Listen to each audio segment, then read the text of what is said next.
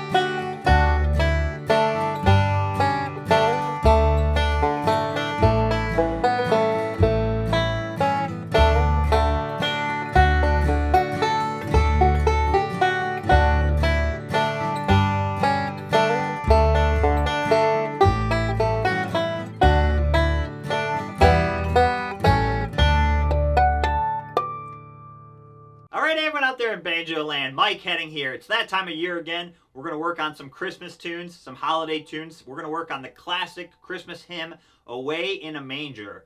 And I want to do this one as kind of a lesson or an arrangement that would work good as a solo banjo arrangement or something that you could play with a full band.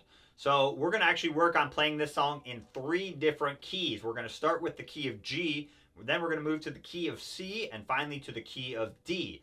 This is really good practice on taking a simple melody and moving it around to different keys. We're going to convert all the scale notes to numbers, which will be our common denominator, and then we can use those numbers to play in whatever key we want. That's what we're going to work on for this lesson. I'll break down all 3 solos note for note, and then show you a bunch of backup I would do for all 3 versions as well. And if you're watching the preview of this lesson, you can head over to my website, MikeHeddingMusic.com, and grab the full lesson. You'll get access to watch all the videos, and you can download the tabs and the practice tracks. All right, here's Away in a Manger. All right, so let's start breaking down this first version of Away in a Manger. We're going to stay in the key of G, so we'll start breaking down the lesson. But the other thing I really want to focus on for this lesson is we're going to convert all the notes to numbers. So the Nashville numbering system, where we're going to give each note in the scale a number. And this is going to be super important when we're learning to play in different keys. We're basically finding like a common denominator, right, between the keys. If we convert everything to numbers, then we can easily just modify what key we're playing in, and we'll just keep those same numbers, and that'll help us find the notes in the new key. So super important. Otherwise, you just have to memorize all these notes, and it's a lot more of a memorization thing.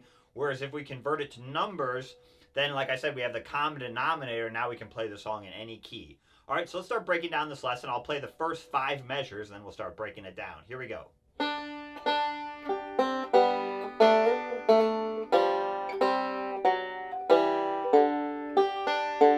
that a few times.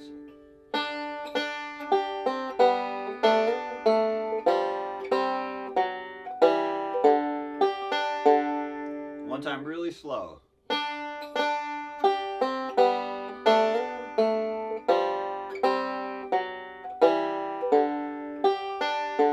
Okay, since this is a pretty slow song, we're going to break a couple of the normal rules that we would use. So we might use the same finger multiple times in a row. The other thing I wanted to do with this lesson is add a little bit more of like a harmony. I wanted something that sounded good played with a backup track, or something that kind of sounded good as like a solo banjo arrangement.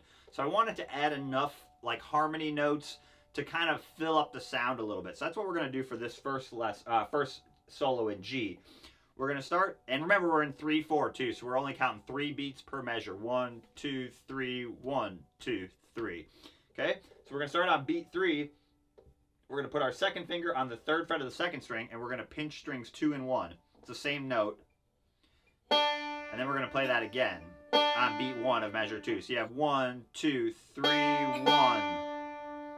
And then we're going to play the 5th string on beat 2, and then down to the 1st fret of the 2nd string. And then we're going to take your left hand off and pinch strings 3 and 2. So you have 1, 2, and 3. 1, 2, and 3. Notice how we're using our index finger twice in a row there. Again, it's a slower song, so we can do that. So we have 1, 2, 3, 1, 2, and 3. And the melody there is the open first string. So, and then the first fret, second string, and then open second string. And the notes of the scale are 1, 2, 3, 4, 5, 6, 7, 1, right? So 1, 2, 3, 4, 5. So our first note in this melody is the fifth note of the scale. 5, 5, and then 4, 3, right? So again, we're converting it to numbers, and then we'll be able to find those same numbers in our new key, right? So we have 5, 5, 4, 3. Okay, and then we're going to go down and we're going to slide from 2 to 4 and then back down to the second fret, and then put your third finger on the third fret of the 4th string and pinch strings 4 and 3. Okay, so the melody for that measure is just the open second string, second fret on the 3rd string, and then open 3rd string. So the melody is, we have 5, 5, 4, 3, and then 3, 2, 1. Okay? Remember? So 5, 5, 4, 3, 3, 2, 1. The only thing we're doing to spice it up is instead of playing the open second string, which is just a little not as interesting, we're sliding into that note and then sliding back down. And then right here, we're playing the 3rd fret on the 4th string, which gives like a G7, which leads into our C, which is our next chord. So you want to make sure you get enough of that 3rd string when you play this note. Remember, the melody is, so we're going, so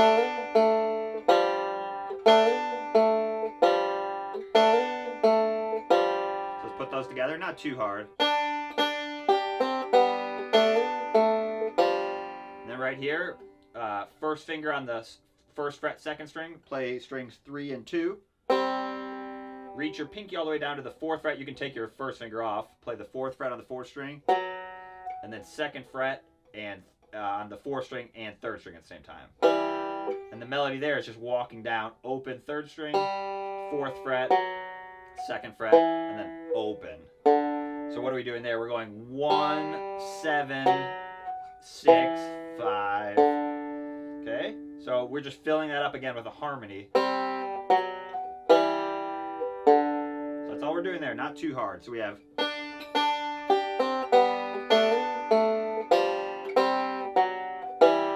and then open 4th string for measure 5, and then outside strings 5 and 1, and then open 4th string. Okay? So that's just a fill measure basically. Okay, not too hard. And then measure 6, put your 2nd finger on the 2nd fret of the 3rd string. You're going to go into a D7 chord, roll forward 4, 3, 1, and then quick move your 2nd finger to the 2nd fret of the 4th string and play that note. And then quick take your 2nd finger off and play open 4th string, open 3rd string. Again, we're kind of double thumbing there and cheating a little bit, breaking a normal Scruggs rule because it's slower. So we have, 1 and 2 and 3 and. And the melody there is the open 4th string, and then 2nd fret, and then open. So that's notes of the scale is 5, 6, 5, 5, 6, 5. Okay, so not too hard. And then we're going to play open 4th string, and then 2nd fret on the 3rd string, and 1st fret 2nd string. And then pinky all the way down to the 4th fret and pinch 4 and 1. And then down to the 2nd fret, open 3rd string, open 4th string, and then 3rd string, 1st string. So let's break that down. So we have,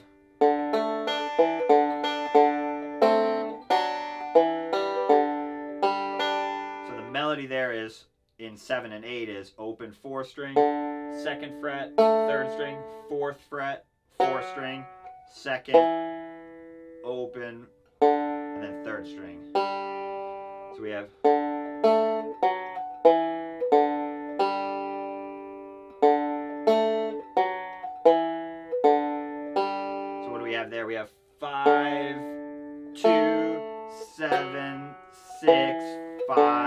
1. And you don't have to remember all this, but remember we're trying to convert it to numbers so we have that common denominator. And then the only thing we're doing there is just adding a higher harmony note on some of those. So remember, you can always skip the harmony notes if you want to, but the harmony just fills it up, right? So you could also go, you know, but I like adding those little harmonies. It's slow enough. So, and then just a classic 2/4 slide. So thumb, index, middle, thumb there, and the melody there is just the open second string on a long note. So what we did is we just slid into it. That's the third note of the scale, right? So we have,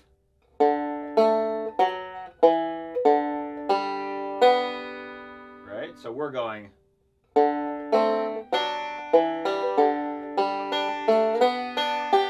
and then we have all the same. This starts over, so this is now into our pickup.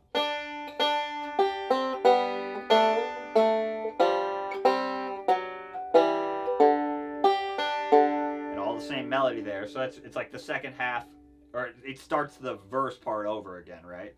So that's all the same as measures 2 through 5. And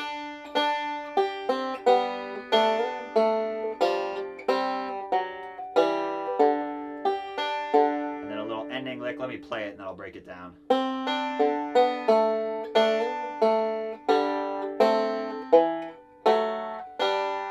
Okay, so we're gonna go up to the first fret on the second string. Come down with your right hand thumb and play second string, first string, and then open 4th string, open second string, 2nd fret. And the melody there is, so that's 4, 3, 2. Those are the notes of the scale, not the frets, remember. And we're just filling that up with a little bit of a roll. And then the melody is, so,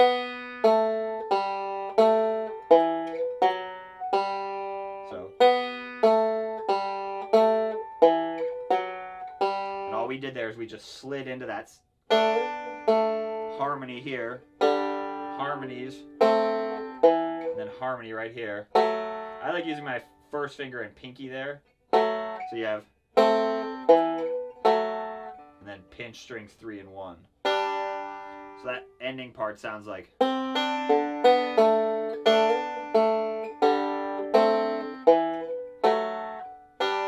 then into 17 just a fill. So pinch, and then roll 5, 3, 1, 5, and then pinch again. That's just like a roll in 3, 4 you can do.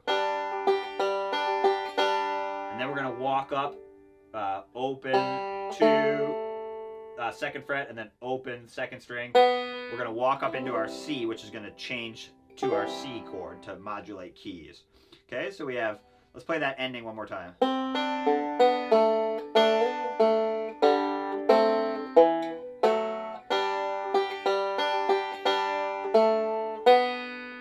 Okay, so not too hard. Let's play that whole version of G.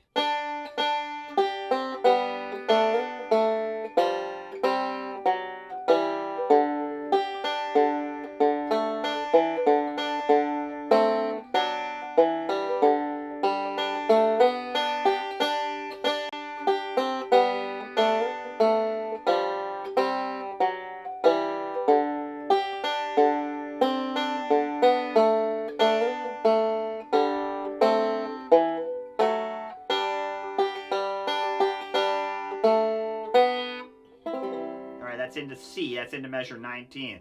So the other thing I'll say about this song is, this is a song that, especially if I was playing it like a solo banjo arrangement, I might kind of mess with the timing a little bit, you know. This is one of those songs where you can let it breathe a little bit. You don't have to maybe play it like to a metronome. You know, maybe I go, maybe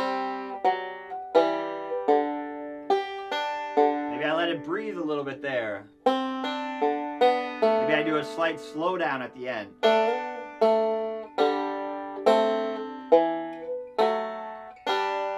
This is one of those songs where, again, practice connecting all the phrases. Don't worry about your speed on this song. This isn't a fast song. It's about playing it pretty. It's about bringing out the tone of your banjo, bringing out the sustain. So really try and connect those tones, okay? Now let's break down the second version in the key of C.